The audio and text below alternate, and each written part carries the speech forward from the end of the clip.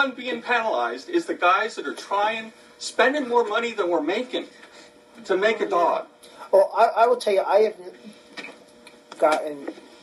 have gotten more feedback from folks like you guys, the sellers, good people in the community, very, very concerned about this law, and I'm not supporting it.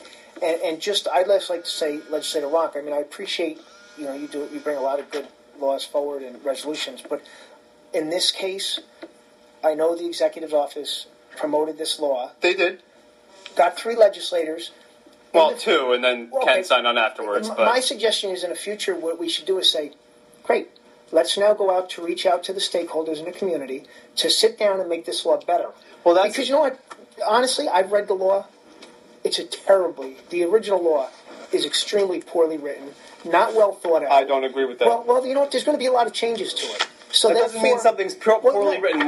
No, because that's a very specific criticism. I have the floor. Yeah, continue. There's going to be a lot of changes to it, and there's going to be. I've spoken to quite a few legislators in the last week, at least 4 that are not supporting the law right now because they've been beaten up with phone calls from people making legitimate, good concerns whose business and profession and ability to help make a really good law was ignored. And not given the opportunity to make a law really good. And I'm not saying you, but some people, because of political reasons, to get it out there and say, we're protecting pets. And you know what? It's a great example of just not going through a committee process to let's have the public input and rush a law in. And now look what's happening. It's getting delayed. It's getting sent back. It's losing support among legislators. And people that are doing the right thing are going to be hurt, which is not our job as legislators. So I'm going to, you've already spoken, I'm going to have Legislator Green, Legislator Donaldson, and no, because they haven't spoken yet, and that's how I would do it. And then I'll let you speak, Legislator. Come on, sit down. No. I want you to listen to these guys. No, because you don't get to sit there and attack and say that it's poorly written and poorly drafted and all that horse shit, and then say, oh no, you can't respond to that. The rules of the legislature are you can't speak twice until everybody has spoken once. That's not true. You've spoken on the subject, Legislator Green and Donaldson. Show me where it says that in the rules. You know what it is. Ken, he has the right to his opinion, and let him make his opinion. I mean, I've gotten a lot of phone calls and emails on this. Because you don't like it, you don't have to, get all up. He's allowed to have an opinion. He's not allowed to. I'm going to take control of the meeting. Legislator Green has the floor. I just want to second the motion that I thought I heard Legislator Ronk say, and that is to refer it back to law enforcement. No, why don't we just light it on fire? I mean, at this point. Well, I do second that. Okay, I got to second. For the purposes of discussion. Let's Donaldson, and then we'll come back. Now, you have to let him have his opinion. You'll be able to speak again, but you're butting in when he's speaking. So, I mean, not that I agree with what he's saying all the time, but, you're also butting in when he's speaking. I'm sure you never do that, Dave. Believe me, I know I do that. I'm not saying I didn't know, but I'm just calling you to let you know you're doing it. And, my concern, of course, as some people have said, this is a feel-good law, I guess. But if you're going to put a feel-good law in, it's got to be something that's good. That's not only feel-good, but that's effective. And this doesn't seem to be there. It doesn't seem to reach that criteria. And, in other words, I wouldn't have known unless they came in. I'm thinking, this is a, great thing. I wouldn't have known. I don't have anything to do with breeding dogs. Nor do I want to. Be honest with you. Just sell less than 9 and you'll be all right. But the point is, it's like, prime example is the less than 9, and that means she's not allowed to do even one litter a year. That's not right, because you did a all catch-all. Everything meets one criteria. You can't do that. Either that, or maybe up the number or something. But there's that aspect. There's the aspect that he's talking about, some of these ridiculous little formulas. I mean, why do we have them in there? So, I mean, now, will I say it's poorly written? No, I don't think it's really poorly written. I just think it was not researched well enough. I think the problem was they didn't bring in people like them for the very get, the responsible breeders that could say, hey, look, we have a problem with this. Let's try to work through this. And they come here because they want to work through it. They agree that there needs to be something to protect, from these puppy mills. but they don't want to be turning around and having to jump through all kinds of hoops that are unnecessary, but other people don't. And then so my take on it, this needs a lot of work, and it's and I support the concept of it, as do they. Yeah. But I believe that it needs to be done in a way that's responsible, and I think sometimes we do things, and that's the whole point. You learn by, when you start talking about it. No different than the law we talked about before with public finance. There's certain things that we need to fix a little bit in there. I mean, the original one was much different than what it is today. Listen. Thank you. I will tell you... Excuse me, don't I get to beat up on Mr. Ronk? I already acknowledged. That's true. He hasn't jumped up and down on me yet. Go nuts. I didn't jump up and down. If you're going to let me beat up on Kenny for a second... Ken, you know how I felt about this law to begin with. I know. We're going to, if I may quote you for just one moment for the rest of the committee, we're going to need to put a whole new floor in the county building for all the bureaucracy I'm passing. That's right. I'm not going to mention the False Alarm Reduction Act, but that's the public hearing tomorrow.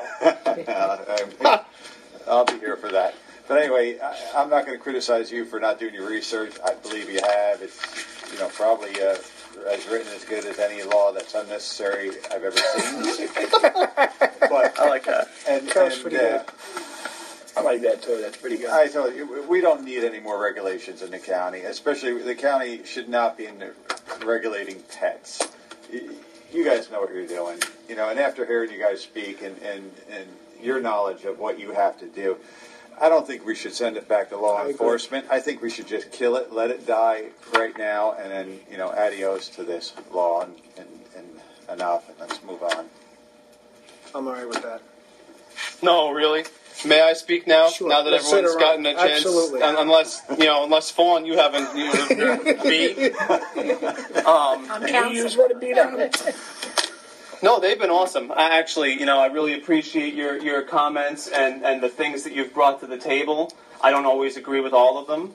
And again, one of the things that Legislator Archer and I met with my staff, B's staff and Cappy and Erica, and we discussed things. And the biggest complaint that Lynn and I brought to the table was the lack of a representative of the greater breeding community in Ulster County present in the drafting of the law. However, I think that this has been an amazing exercise in what a public hearing is designed to be. It's for the public to come and give testimony about a law that's being proposed. I don't think that a public hearing is normally for the folks who aren't normally with us. A public hearing, the county spends $300 to advertise something that nobody gives a shit about in the weekly papers, so we can gavel in and gavel out, and that's the public hearing. And we have 6 of them a night, as I think you may have experienced some of the gavel in, gavel out public hearings that night. So I don't think it's a bad thing. I don't think it's a negative thing to be able to craft laws and make changes when you get public comments. And I think that they've made some good changes. But again, and due respect to the 4 people who are sitting over there, but that's one side of the issue, and we've listened to many other sides of the issue as well. We've listened to veterinarians, we've listened to animal rights activists, we've listened to animal rights groups. Can we get minutes to those meetings when you've spoken to them? Because I'd love to see. I've spoken to them myself. I'd love to hear what they'd say. They've said. We had some folks come to the public hearing. I mean, and we have had positive comments as well. I don't think I heard anybody support the law in the public hearing. No?